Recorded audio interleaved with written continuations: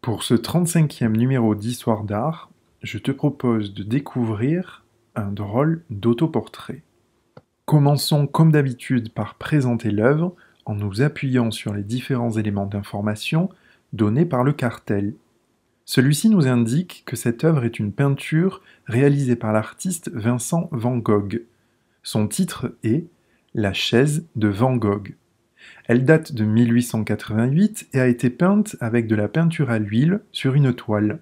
Elle mesure 91,8 cm de haut sur 73 cm de large. Cette œuvre est conservée et exposée à la National Gallery à Londres, en Angleterre. Vincent van Gogh, comme tu peux le voir avec ces quelques exemples, a réalisé de nombreux autoportraits. Rappelle-toi, un autoportrait, c'est le portrait d'un artiste réalisé par lui-même. C'est un peintre qui est né en 1853 aux Pays-Bas, au nord de la France, et qui a ensuite travaillé tout d'abord quelque temps en Belgique, mais surtout en France, à Paris et dans le Sud, avant de mourir très jeune à l'âge de 37 ans. Il a malgré tout peint une grande quantité d'œuvres, des objets, des fleurs, des rues, quelques portraits, mais principalement des paysages. J'ai positionné notre année sur la frise chronologique. Voici où se situe la chaise de Van Gogh en 1888. C'était il y a un peu plus de 130 ans. On dit souvent que la peinture de Van Gogh s'inscrit dans un courant, un style qu'on appelle l'impressionnisme et qui s'est développé à la fin des années 1800. Les peintres impressionnistes se sont détachés de la peinture traditionnelle en voulant peindre le monde tel que la lumière nous le montre. En utilisant de petites touches de couleur, ils ont tenté de rendre les effets de la lumière sur leur toile. Si Van Gogh s'est essayé à l'impressionnisme, notamment en étant très attaché à l'idée de lumière, il s'en est malgré tout éloigné, en développant son propre style, en glissant dans ses œuvres ses propres questionnements, ses différentes humeurs, ses différentes émotions, voire même parfois ses propres peurs et angoisses. Sais-tu que dans un moment de grand malaise, à la fin de l'année 1888, il est allé jusqu'à se couper l'oreille, comme nous le montre cet autoportrait intitulé Autoportrait à l'oreille bandée. Passons à la description de l'œuvre. Rappelle-toi, décrire signifie dire ce qu'on voit. Tu peux marquer une pause, comme d'habitude, pour décrire précisément ce que tu vois ici. Au premier plan, et occupant toute la hauteur de la toile, je vois une chaise en bois, et dont l'assise est en paille tressée. Elle est posée sur un sol carrelé, de couleur terre. Sur la chaise, je vois une pipe et du tabac. Au fond à gauche, une caisse de bois contient des bulbes germés. Sur cette caisse, je peux lire le prénom Vincent, écrit en noir, en attaché. Toujours au fond, mais sur la droite, je devine une porte bleue. Passons à l'interprétation de l'œuvre. Interpréter, rappelle-toi, signifie dire ce qu'on comprend. Cela peut te paraître étrange de peindre une simple chaise, c'est-à-dire une chaise vide, sans la personne qui normalement s'y assoit. D'ailleurs, qui peut être cette personne absente? Eh bien, le titre nous donne la solution. La chaise que Vincent van Gogh peint ici est la sienne. Mais pour autant, est-il véritablement absent de l'œuvre? Pas tant que ça, et ce pour 4 raisons. Premièrement, ce n'est pas n'importe quelle chaise. Il y est attaché à cette chaise simple et rustique.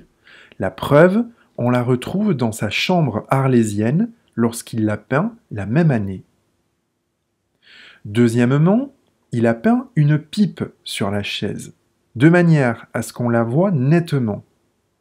Or, on sait que Van Gogh fume régulièrement la pipe, il nous le montre même dans l'un de ses autoportraits. Si cette chaise est la sienne, alors cette pipe est forcément sa pipe. Troisièmement, On peut lire son prénom sur la caisse de bois au fond. C'est intéressant qu'il signe l'œuvre par son seul prénom et pas en utilisant son nom de famille. Ça installe ici un sentiment de proximité, voire d'intimité avec le spectateur, comme s'il nous tutoyait.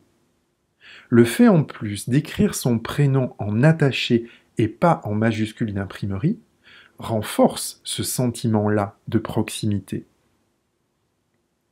Quatrièmement, enfin, la signature est posée sur une caisse contenant des bulbes de fleurs en train de germer. Quand on observe l'immense quantité de paysages et de fleurs que l'artiste a représentés, on comprend l'amour profond de Van Gogh pour la nature. Et ici, dans les bulbes en train de germer, cette nature vivante, celle qu'il aime lorsqu'elle éclate de lumière et de couleurs, est symboliquement invitée à l'intérieur de l'œuvre.